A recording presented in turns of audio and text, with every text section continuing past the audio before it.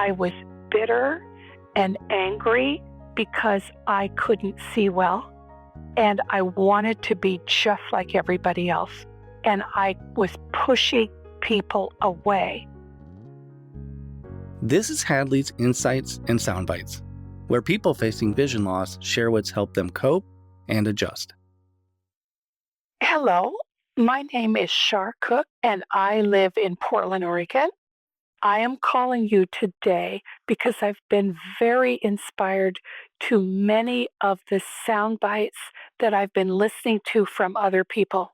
And today I listened to a lady say, it's not all rainbows and butterflies. And now I'm calling. I have retinitis pigmentosa, pretty common cause of vision loss.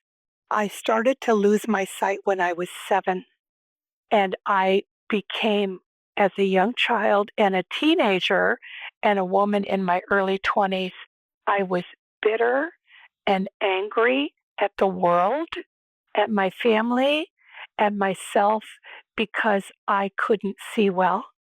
And I wanted to be just like everybody else. And I was pushing people away.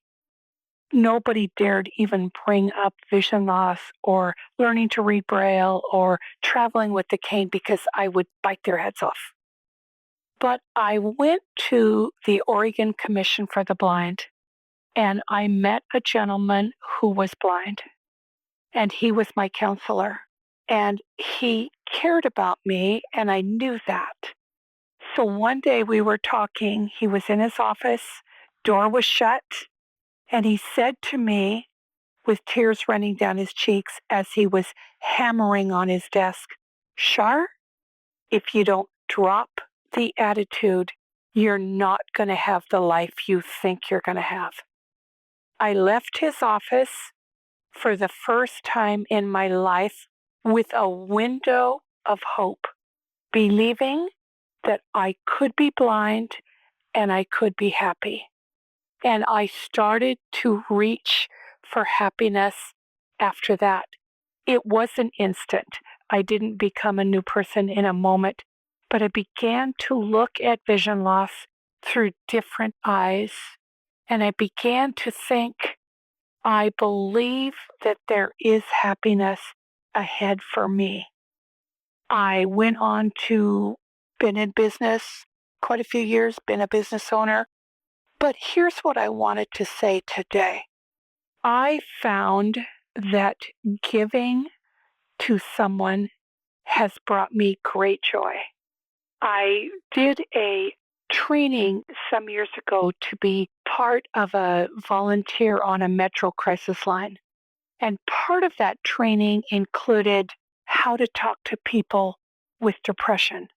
And the point that they made early on was an antidote for depression many times can be looking around to see what you can do for someone else. I put that into play, and that has been my MO, and it's been my mantra. What can I do for someone else? And so many, many times that has given me grace for the day and hope for tomorrow. So my way of doing that, major way, is that I make gallons and gallons of soup. I have 3 sisters. One sister and I started during COVID to make 10, 15, 20 gallons of soup in a day and give that away. We did it once a week. We are doing it now every month.